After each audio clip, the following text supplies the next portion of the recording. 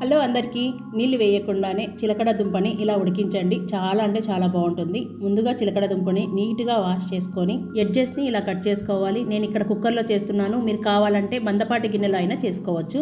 ఇప్పుడు ఇందులోకి 1.5 table spoon బెల్లం తురుము, అలాగే 1 టేబుల్ స్పూన్ నెయ్యిని వేసుకొని, మీరు కావాలంటే బెల్లం ప్లేస్లో పంచదార 1.5 టేబుల్ స్పూన్ వేసుకోవచ్చు.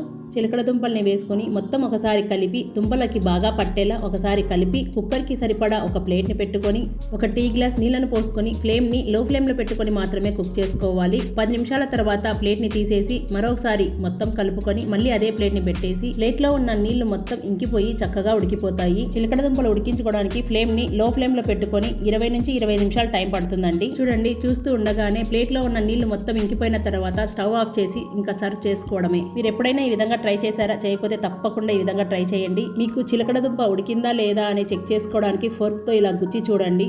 అంతే. Thank you for watching.